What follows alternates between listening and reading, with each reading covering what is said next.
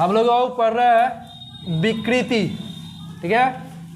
इसको इंग्लिश में क्या बोला जाता है? स्ट्रेन, ठीक है, स्ट्रेन। हम आपको कल बताए थे ये विकृति क्या होता है, फिर भी आज बताते हैं। देखो अगर हम इसको तोड़ दे तो हमें मिलेगा b प्लस कृति, b प्लस कृति। देखो b का सीधे संबंध होता है बिगड़ना से, बिगड़ना, ठीक है। या इसके अलावा इसको हम बोल सकते हैं खत्म होना, खत्म होना यानी परिवर्तित होना, परिवर्तित होना, ठीक है। एक बदले में और सारा बहुत सारा शब्द है, बदलना, ठीक है। ये सब हो गया किसका? बी का संबंध हो जाता है, ठीक है। अब देखो यहाँ पे कृति का सीधे सा संबंध आ जाता है आकृति से। किससे आता है? आकृति से। किससे? और आकृति जो होता है ना वो किसी वस्तु का रूप होता है।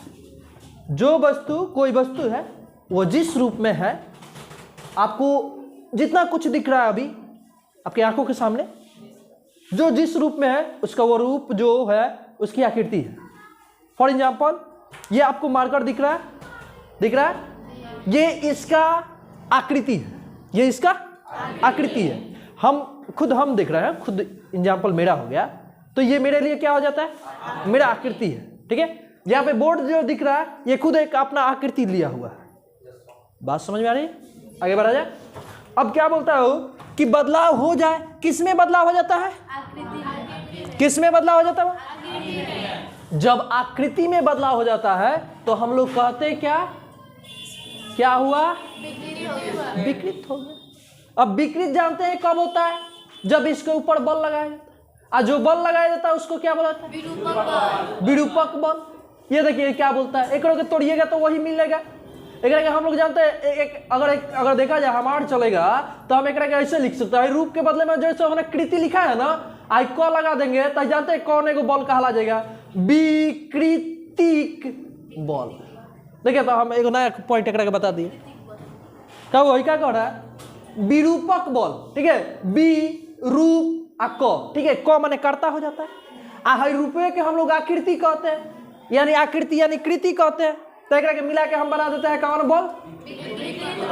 अब बताइए क्या विरूपक बल के जगह पर विकृति बल कहना उचित रहेगा कि नहीं? रहेगा ना? 100% है वो कि ये विरूपक बल आगे चल के विकृतिक बल इसको कहा जा सकता है। एक संशोधन हो गया फिजिक्स के लाइन में, बात समझ रहे? अब देखिए आगे हम बताते हैं, इसको इंग्लिश में डिफॉर्मिक फोर्स बोला जाता है। ये विरूपक बल होता ही है ना भाऊ कि जैसे एक रबर हो गया, ऐसा रबर है, रबर हो गया, अब इसके ऊपर कोई बल लगाइए, ठीक है, ऐसे तक खींचिए, ऐसे ऐसा खींचिएगा तो पता चला कि ऐसे इसकी आकृति आ जाता है। ऐसे ऐसे हम खींच रहे हैं, ऐसे लबड़ा दिया, ठीक है, तो ऐसी आकृति धारण कर ली। तो जो आप बल लगाए, अब बल लगाने की वजह से पहले वृत्ताकार था और पता चला क्या एक कैप्सूल की तरह हो गया, हो नहीं गया? और देखिएगा तो एगो इतना दूर बेलन हो जाएगा, हाई हमें बेलनाकार हो जाएगा, हाई देखा जाता है एगो अर्धवृत्ताकार है, इतना दूर हो जाता है। आकृति ऐसा धारण कर लिया। बात समझ में आ रही है? जितना वो मशीन के पट्टा होता है ना, मशीन के पट्टा, जब मशीन चलता है एक दूसरे से, जैसे आप लोग कभी गेहूं पिसवाने वाले चक्की कल में जाइएगा तो एक पट्टा ऐसे होता है जो मोटर लगा रहता है, ठीक है, मशीन से नचता है, दूसरा आने का और दूसरा मशीन रहता है, अब इसको पट्टा के सहायता से करना चाहा जाता है, तो ऐसे हो जाता है आकृति। तो विकृति क्लियर हो गया? विकृति, विकृति किसी वस्तु की आकृति, किसी वस्तु की आकृति में भिन्नता। अब देखो कोई वस्तु है, ठीक है, कोई भी वस्तु है और उस वस्तु का कुछ रूप होगा, वो वस्तु के क्या होगा? रूप होगा, ठीक है। कोई वस्तु है और उस वस्तु का क्या होगा? रूप होगा। आज जब आप क्या कौन बल लगाते हैं? कौन बल लगाते हैं वो? ये वस्तु के ऊपर जैसे बल लगाते हैं तो इसके रूप में बदलाव आ जाता है। पहले मानते हैं ये वृत्ताकार आता है, तो आगे चल के क्या किस तरह से हो जाता है? मान लेते हैं कि हम क्या करते हैं, पिछले क्लास में हम बताते थे कि एगो रबर है, जैसे हम लोग लड़की लोग जुड़ा उड़ा बनती है ना, रबर से केस बना जाता है, तो वो रबर हो गया, ठीक है। चाहे मिठाई उठाई के पैकेट उसको कवर चढ़ा दिया जाता है तो हो गया। ओकरा के लेके आका कीजिएगा, ऐसे रहता है, ऐसे राउंड में रहता है, तो एगो 4 कील ऐसे ठोक दीजिएगा, ठीक है, अब ले जाके लगा दीजिए, तो आकृति देखिए है, आकृति हमें कन्वर्ट हो गया। पहले वृत्ताकार था, अब क्या हो गया? आयताकार हो जाएगी कि नहीं? तो ये आकृति चेंज हो जाती है किस बल की वजह से? तो कहता है किसी वस्तु की आकृति में भिन्नता ही क्या कहलाती है? किसी भी वस्तु की आकृति में जो भिन्नता हो गई, अलगाव हो गया, पहले कुछ और था अब कुछ और हो गया, तो ओकरे कहते हैं विकृति, ओकर आकार बदल गया। बात समझ में? पॉइंट क्लियर हो गया? अब देखिए ये कितने तरह के बदलाव होते हैं? ये 3 तरह के बदलाव होते हैं फिजिक्स में। फिजिक्स की दुनिया में ये 3 तरह के बदलाव देखने को मिलता है। एक बदलाव को वो बोला जाता है, एक फर्स्ट बदलाव को अनुदैर्ध्य विकृति, ठीक है, अनुदैर्ध्य विकृति। नंबर दो बोलिए, नंबर 2 आयतन विकृति। नंबर 3 बोलिए क्या रहा वो? अपरूपक विकृति। देखिए अब हम आपको बता रहे हैं, ये वो जो अनुदैर्ध्य शब्द जो है, आप कभी कभी नाम सुनेंगे अनुदैर्ध्य तरंग, नाम सुने हैं? अनुदैर्ध्य तरंग, ठीक है। कभी एक और ही नाम सुने होंगे कि क्या? तो अनुप्रस्थ तरंग, अनुदैर्ध्य विकृति।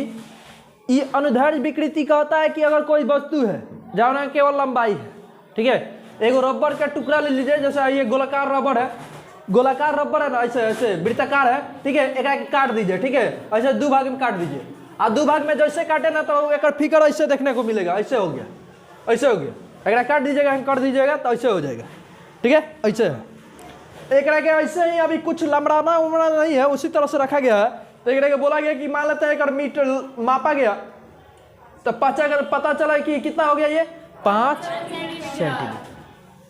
ये जो काट कर इसको काट दिया गया, ठीक है, और यहाँ पे साइड में रखा गया, तो और फीट आउट से मापा गया, जो मापा का यंत्र होता है उससे मापा गया, तो पता चला कितना सेंटीमीटर क्या?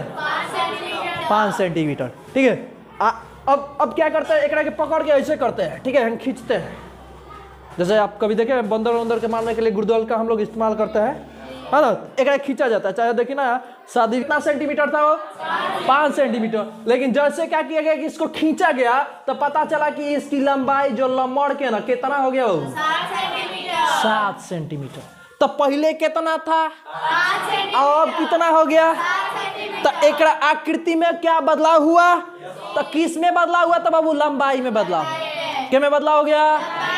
तो जब एक लंबाई में बदलाव हो गया ना, तो इसके लंबाई में जब बदलाव होता है तो हम लोग कहते हैं कैसा बदलाव है, कैसा विकृति है?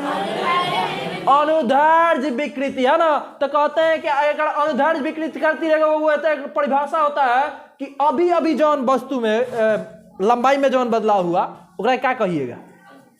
अभी जौन चेंजिंग हुआ, अभी अभी जौन चेंजिंग हुआ, तो इसके लंबाई में पहले परिवर्तन हुआ। ऊपर लिखेंगे लंबाई में परिवर्तन बटा प्रारंभिक लंबाई, ठीक है। प्रारंभिक लंबाई मानते हैं कि शुरू में एक जौन लंबाई आता ना ओकरा के बड़का एल से सूचित कर देते हैं, ठीक है। वास्तविक लंबाई ओकरे के कह सकते हैं लंबाई में प्रारंभिक लंबाई, मतलब जौन शुरू में था, ठीक है।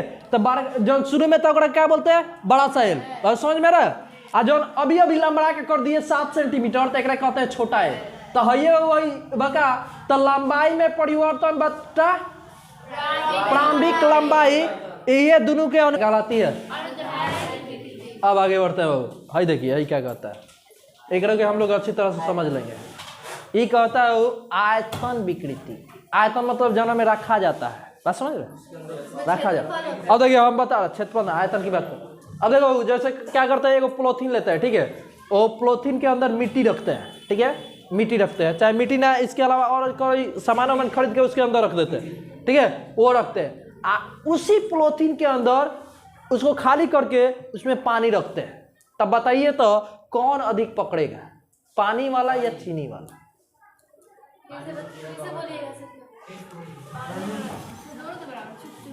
देखिए एक थैला हो जाता है, ठीक है, पॉलीथीन वाला हो जाए, ठीक है। अब क्या करते हैं कि ये पॉलीथीन का जो बाहरी सतह ये थोड़ा कमजोर है, कमजोर तो है ही ना, कमजोर रहता भी है। अब एक अंदर क्या करते हैं, आप कोई दूसरा पदार्थ जैसे चावल ही रख देते हैं एक अंदर, ठीक है। चावल रखिएगा तो बताइए एक इसके एक अंदर एक चावल आटने की कैपेसिटी जो है वो कैपेसिटी होता है वो कितना, तो 1 kg। एक kg से बेसी नहीं होगा। अगर 1 kg रखिएगा तो पता चलेगा फट जाएगा। बात समझ रहे, 1 kg से बेसी आट नहीं सकता है। ये एक आयतन हुआ, एक धारिता इतना नहीं है, 1 kg का है।